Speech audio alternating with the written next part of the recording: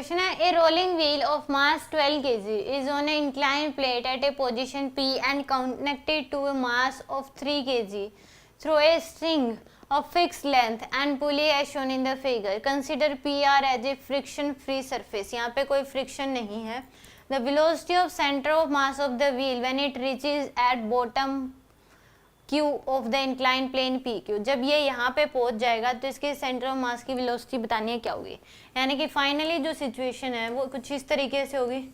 यहाँ पे ये ब्लॉक तो क्या आ जाएगा, ठीक यहाँ पे आ जाएगा ऊपर.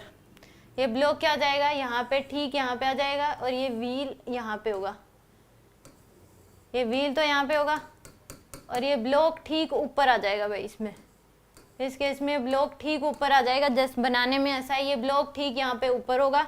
यहाँ पे चाहे ऐसे कर लो, ये ठीक यहाँ पे टॉप मोस्ट पॉइंट पे आ जाएगा. तो ये यहाँ पे आ जाएगा. तो यहाँ पे यानी कि ये यहाँ पे होगा ब्लॉक. ये ब्लॉक यहाँ पे हो जाएगा और ये बॉटम मोस्ट पॉइंट पे आ जाएगा.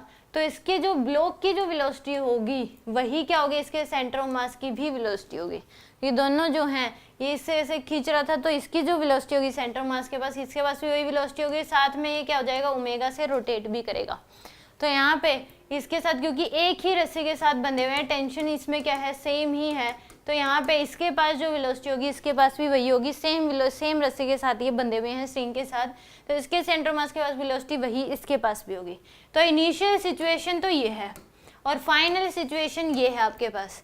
तो अब इसको क्या कर लो, रेफरेंस में एनर्जी कंजर्वेशन लगा दो. एनर्जी का तो कहीं लॉस नहीं हो रहा, एनर्जी कंजर्वेशन लगा दो. टोटल एनर्जी इनिशियल देख लो, इनिशियल वाली ये सिचुएशन है, फाइनल वाली ये सिचुएशन है. तो total energy initial equal to क्या हो जाएगा, टोटल एनर्जी फाइनल. अब इसमें देखेंगे तो इनिशियली तो ये रेस्ट में था, दे रखा है 3 kg फिक्स 12 kg इनिशियली ये रेस्ट में है. तो यानी कि टोटल काइनेटिक एनर्जी तो दोनों की क्या होगी, 0. इसके पास क्या है, पोटेंशियल एनर्जी. और जो H की वैल्यू है वो कितनी आ जाएगी आपके पास. इसने rolling wheel incline plane position P mass 3 kg consider PR as a frictionless surface. H की वैल्यू हमें यहाँ गिवन नहीं है, H ही दे रखा है. तो इसकी पोटेंशियल एनर्जी हो जाएगी mgh के बराबर इक्वल टू.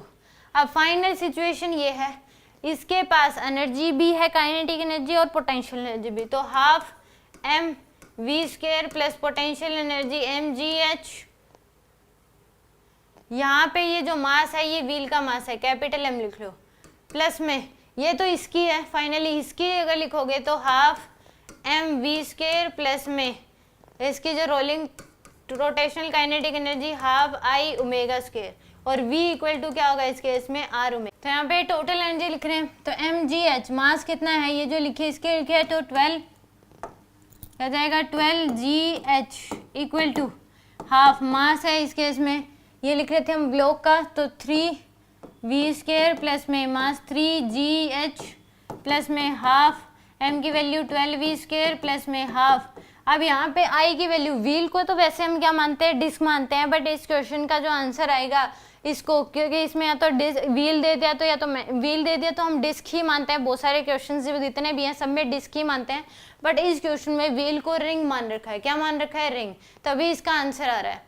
तो यहाँ पे क्या आ जाएगा, रिंग का moment of inertia mr square into में ओमेगा को लिख सकते हो v square by r square. तो r स्क्वायर से r स्क्वायर कैंसिल. तो यहाँ से आ जाएगा 12gh माइनस 3gh करोगे तो 9gh equal to 3v square by 2 plus में 12v स्क्वायर बाई 2 प्लस में m की वैल्यू 12 तो 12v स्क्वायर बाई 2. तो यहाँ से आ जाएगा 9gh इक्वल टू, इसको स्क्वायर करोगे तो ये 27v स्क्वायर बाई में क्या आ जाएगा, 2 के बराबर.